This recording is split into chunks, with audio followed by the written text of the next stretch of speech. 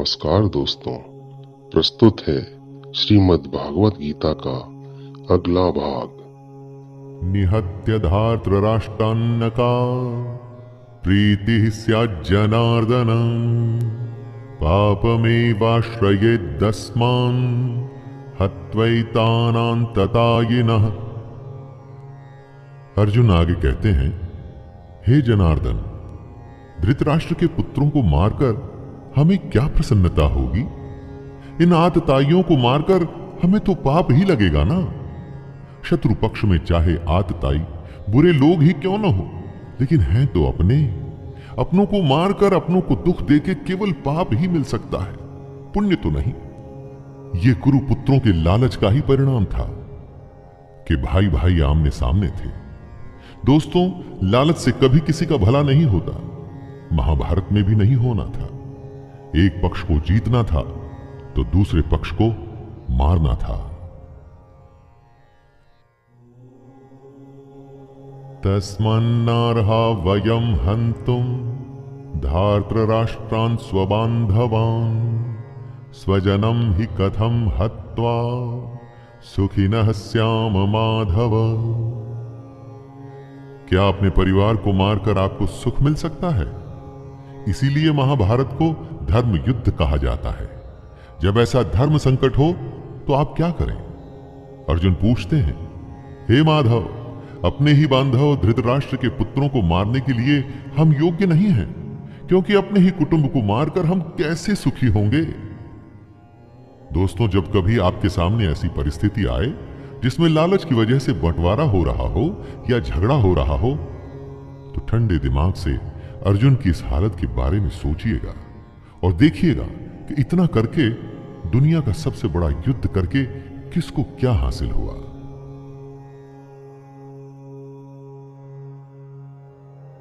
यद्यप्येते न पश्यन्ति लोभोपहत चेतसः कुलक्षय कृतं दोषं मित्रद्रोहे च पातकम् कथं न ज्ञेयमस्माभिः पापादस्मान्निवर्तितुं कुलक्षय कृतं दोषं प्रपश्यद्भिर्जनार्दन।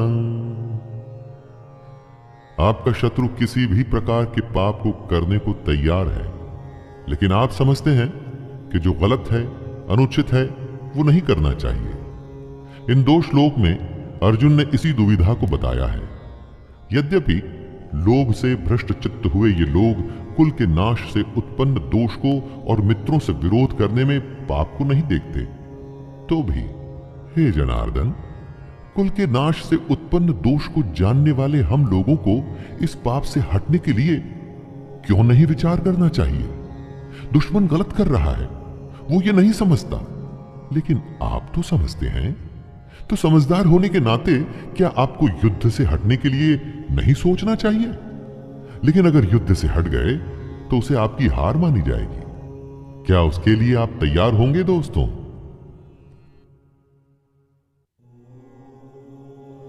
कुलक्षये प्रणश्यन्ति कुलधर्मः सनातनः धर्मे नष्टे कुलं कृतस्नं धर्मोऽभिभवत्युत। जहां परिवार खत्म हो जाता है वहां कुछ नहीं बचता। कुल का नाश होने का मतलब सब कुछ खत्म हो जाना होता है। ऐसी ही स्थिति में अर्जुन फंसे हुए हैं।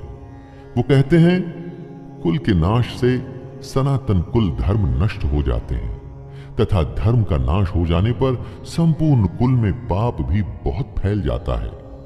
अर्जुन जो कहना चाहते हैं वो ये है कि अगर परिवार नष्ट होता है तो धर्म नष्ट होता है।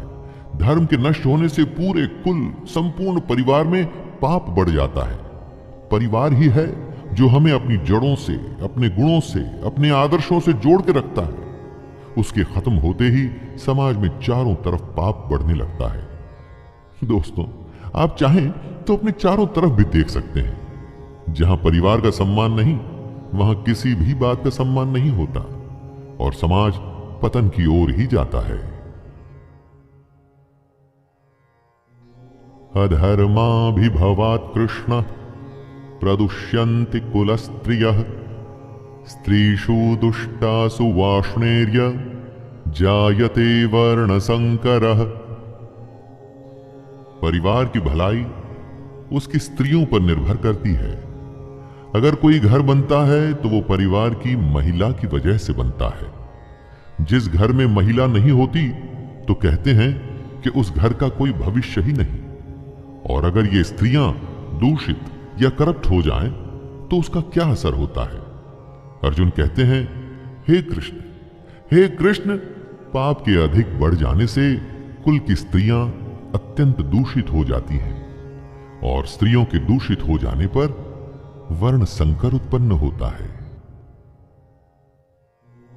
संकरो नरकायैव कुलघ्नानां कुलस्य च पतन्ति पितरो ह्येषां लुप्तपिंडोदक क्रियाः।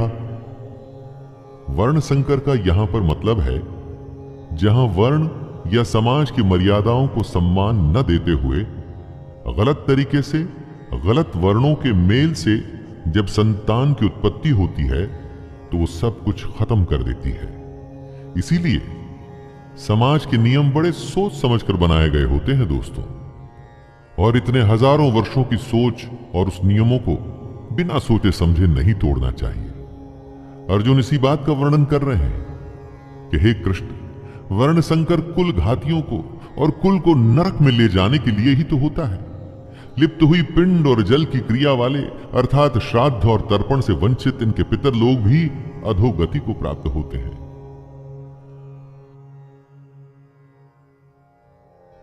दोषैरेते कुलघ्नानां वर्ण संकर कारकैः उत्साद्यन्ते जाति धर्मः कुल धर्माश्च शाश्वतः। अर्जुन ने कहा, इन वर्ण संकर कारक दोषों से कुल घातियों के सनातन कुल धर्म और जाति धर्म नष्ट हो जाते हैं। जहां वर्ण संकर होता है ना, वहां धर्म का नाश निश्चित है। वर्ण संकर की वजह से, जैसा कि अर्जुन ने बताया, कुल के धर्म का नाश होता है और जाति के धर्म का भी नाश हो जाता है। जब कोई अपने धर्म का पालन नहीं करेगा, अपने कर्तव्य का निर्वाह नहीं करेगा और समाज मनमानी करके अगर कोई नियम नहीं मानेगा तो फिर समाज कैसे रह जाएगा। समाज तो नाम ही कायदे और कानून का है, जहां सब सम्मान से बिना किसी डर के एक साथ रह सके। उत्सन्न कुल धर्माणां मनुष्याणां जनार्दन नरके नियतं वासो भवतीत्यनुशुश्रुम। हे जनार्दन, जिनका कुल धर्म नष्ट हो गया है, ऐसे मनुष्यों का अनिश्चित काल तक नरक में वास होता है। ऐसा हम सुनते आए हैं। महाभारत के समय कुल की मान्यता इतनी थी दोस्तों कि अगर किसी के कुल का नाश हो जाता था तो माना जाता था कि अब यह हमेशा के लिए नरक में ही रहेगा। इसीलिए कुल की रक्षा करना, उसके सम्मान को बचाना, उसका नाम करना इतनी बड़ी बात मानी जाती थी। अर्जुन ही नहीं, ऐसा हम भी सुनते आए हैं कि जो धर्म का, कुल का सम्मान नहीं करते वो सीधे नरक को जाते हैं। इसे आप ऐसा भी मान सकते हैं कि जहां धर्म नहीं होता वो जगह अपने आप ही नरक बन जाती है। अपनी चारों तरफ देखिए ना, ऐसी कई जगहें आपको आज के युग में भी दिख जाएंगी।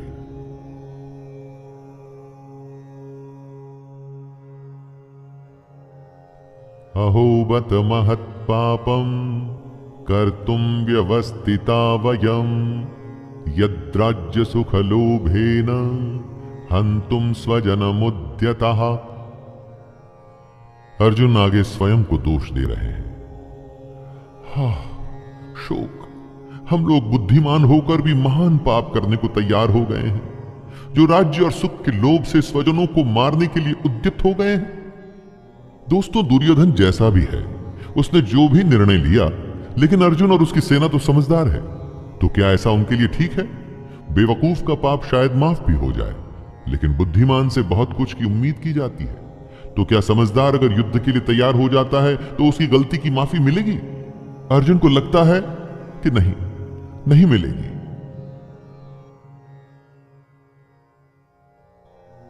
यदि माम प्रतिकारम शस्त्रम शस्त्रपाणयः धार्तराष्ट्रारणे हन्युस् तन्मे क्षेमतरम भवेत्। आंखें बंद कर किसी अपने के बारे में सोचिए जो आपको बहुत पसंद है, जो आपका अपना है, जिसकी गोद में आप खेले हों, जिसके साथ खेले हों, चाहे वो आपसे बड़ा हो या छोटा हो। क्या आप उसे मार पाएंगे? अरे उससे अच्छा तो आपको लगेगा कि उसके हाथों आप स्वयं मारे जाएं। यही बात अर्जुन कहते हैं, यदि मुझ शस्त्र रहित एवं सामना न करने वाले को शस्त्र हाथ में लिए हुए धृतराष्ट्र के पुत्र रण में मार डालें तो वो मरना भी मेरे लिए अधिक कल्याणकारक होगा। संजय उवाच एवमुक्त्वार्जुनः संख्ये रथोपस्थ उपाविशत् विसृज्य सशरं चापं शोक संविघ्नमानसः। संजय जो धृतराष्ट्र को इस महान युद्ध का वर्णन दे रहे हैं वो बताते हैं, हे धृतराष्ट्र, रणभूमि में शोक से उद्विग्न मन वाले अर्जुन इस प्रकार कहकर बाण सहित धनुष को त्याग कर रथ के पिछले भाग में बैठ गए। दोस्तों, ये था पहला अध्याय भगवत गीता का, अर्जुन विषाद योग। जी हां, इसमें अर्जुन के दुख के होने की, उसके मन में शंका आने की और यही बातें हमारे सामने साफ मुखर होकर आती हैं इस पूरे अध्याय में। अब इसके बाद के अध्याय में श्री कृष्ण अर्जुन के दुख का, शंका का, परेशानियों का, हर प्रश्नों का किस तरह भली भांति उत्तर देंगे उसे जानेंगे और सुनेंगे। तो दोस्तों, ये था भगवत गीता का प्रथम अध्याय अर्जुन विषाद योग। दोस्तों, अभी के लिए इतना ही, आगे की कथा अगले भाग में। और दोस्तों, अगर आपको मेरा यह छोटा सा प्रयास पसंद आ रहा हो तो कृपया चैनल को सब्सक्राइब करें, वीडियो को लाइक करें और ज्यादा से ज्यादा शेयर करें। धन्यवाद। जय श्री कृष्ण।